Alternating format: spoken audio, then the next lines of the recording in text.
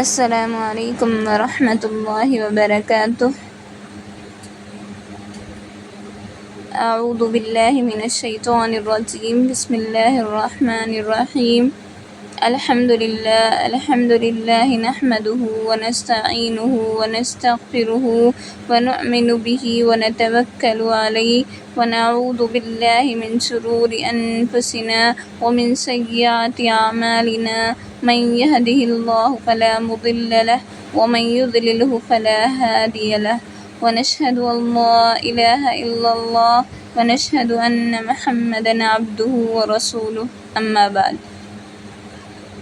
سب سے پہلے تو میں اللہ رب العالمین کا شکر ادا کرتی ہوں کہ انہوں نے ہمیں اپنی اشرف المخلوقات بنا کر پیدا کیا، اور ہزاروں کروڑوں درود و سلام ہو اس نبی اقدس محمد مصطفیٰ صلی اللہ علیہ وسلم پر، جنہوں نے اسلام کی دعوت کو ہم تک پہنچایا۔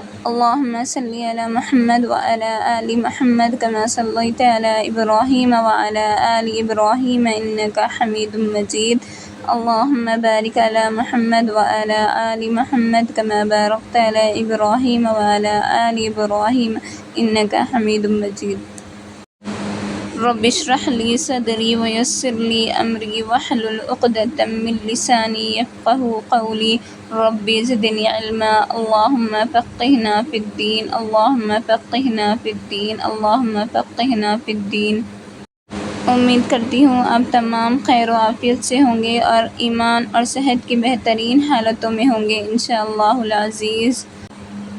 میں آج آپ لوگوں کے سامنے جس موضوع پر بات کرنا چاہتی ہوں وہ ہے امتحان نفس۔ امید ہے آپ لوگ غور و فکر کے ساتھ سنیں گے اور عمل کرنے کی کوشش کریں گے انشاءاللہ۔ جب شیطان قید ہے اور میدان آپ کا ہے، آج شیطان آپ کے ساتھ نہیں ہے، یہ بات آپ جانتے ہیں نا۔ اب آپ کا اصل مقابلہ، آپ کی اصل جنگ کسی بیرونی دشمن سے نہیں بلکہ آپ کے اپنے نفس کے ساتھ ہے۔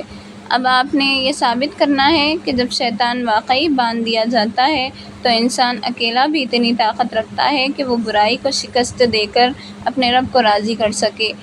آپ کو کوئی بہت بڑے یا پہاڑ جیسے کام نہیں کرنے، بس چند چھوٹی مگر اہم باتوں پر اپنی توجہ مرکوز کرنی ہے، جیسے کہ زبان کی پاکیزگی، جھوٹ اور غیبت سے دوری۔ اپنی زبان کو سچائی کا عادی بنائے۔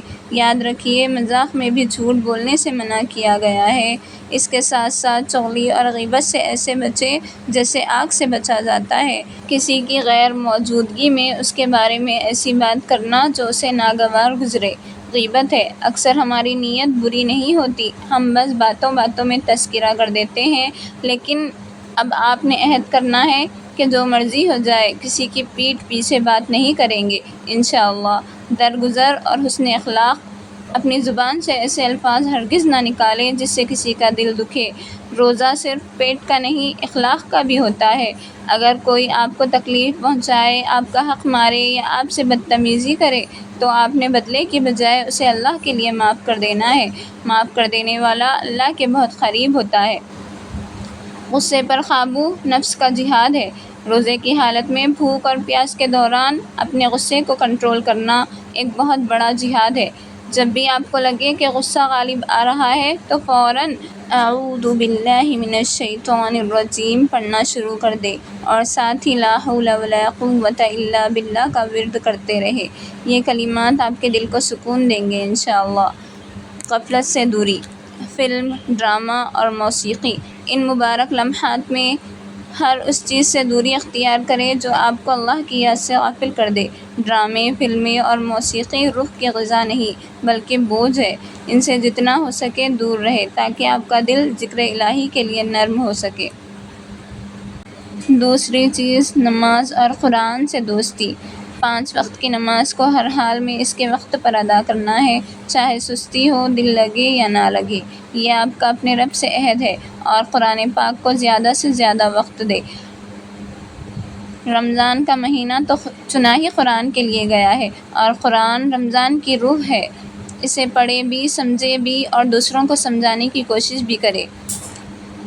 ذکر و اذکار اور شفاعت نبی صلی اللہ علیہ وسلم۔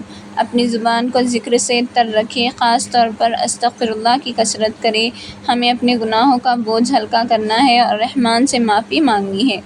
اور ہاں، اپنے پیارے نبی صلی اللہ علیہ وسلم پر درود و سلام بھیجنا نہ بھولیں، یہ ان کا حق ہے۔ وہ امت کے لیے کتنا روئے ہیں، اور کل قیامت کے تپتے میدان میں جب ہر کوئی نفسی نفسی کر رہا ہوگا، وہی شفیع امم صلی اللہ علیہ وسلم ہمارے لیے اللہ سے سفارش کریں گے۔